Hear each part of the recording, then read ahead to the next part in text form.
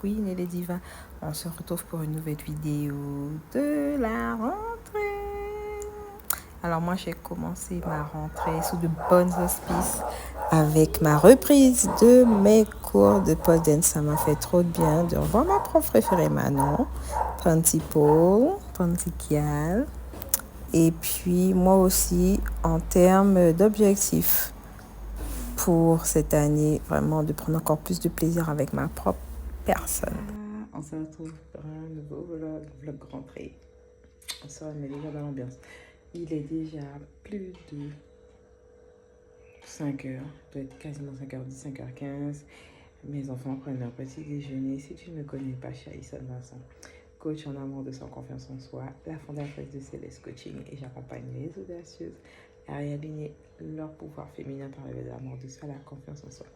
Donc là, je t'accompagne avec moi dans ma reprise en tant que prof, et puis surtout, je t'apporterai des petits outils pratiques que tu peux utiliser pour avoir une rentrée sereine et être dans une bonne énergie, parce que le mood, ça peut varier, mais je préfère être dans une bonne énergie, un bon mindset pour cette rentrée. Bon, je finis de préparer mon petit déjeuner et on se retrouve tout à l'heure quand je suis en flicky.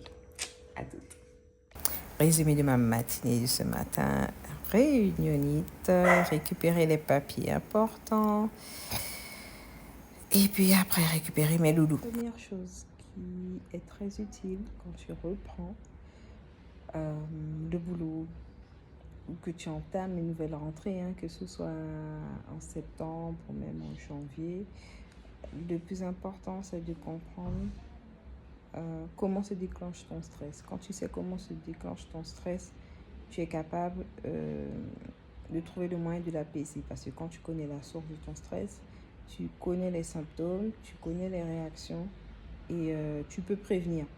Donc ça, c'est important de connaître le type de stress qu'on a et son origine. Deuxième chose qui est importante pour aussi bien préparer son retour en activité, c'est bien aussi de préparer sa nutrition. Effectivement, préparer sa nutrition, parce que la nutrition joue beaucoup au niveau, surtout pour nous femmes, la nutrition, ça joue un rôle très important.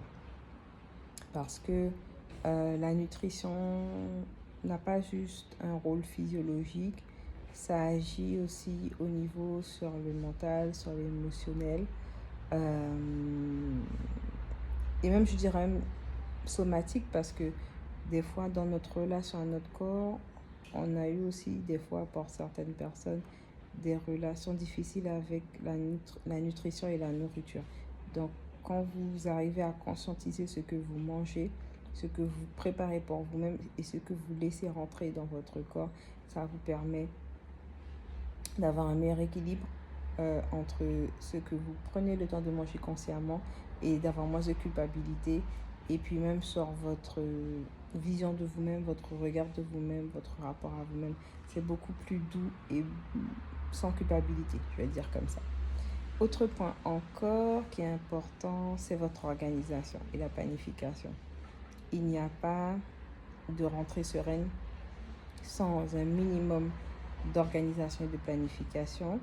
Moi, je prends le temps au mois de juillet de vraiment déconnecter, que ce soit pour moi ou même ma famille, de déconnecter, parce que je sais que c'est ce dont mon corps a besoin pour ne pas se sentir en stress, pour ne pas se sentir acculé, pour ne pas me sentir irritée, énervée parce que je n'ai pas fait de pause. Parce que la pause n'est pas juste physique, mais la pause est aussi mentale, surtout pour les femmes qui gèrent leur famille, leur boulot et leurs autres activités. Elles ont besoin d'avoir cette déconnexion mentale avant de le ressentir dans le physique. Et même des fois d'avoir cette déconnexion émotionnelle aussi avant que ça arrive au niveau du mental. Parce que avant que ça monte au niveau du mental, n'oublions pas que ça passe par le cœur et les émotions.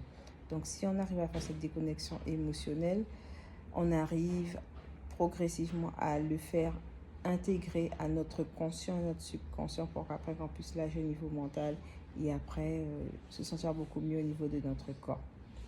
Donc voilà, en tout cas c'était ma petite vidéo de la rentrée, de façon paisible et agréable. J'espère en tout cas que ça vous a plu. Vous n'oubliez pas de liker, de commenter et puis de partager et puis d'enregistrer surtout.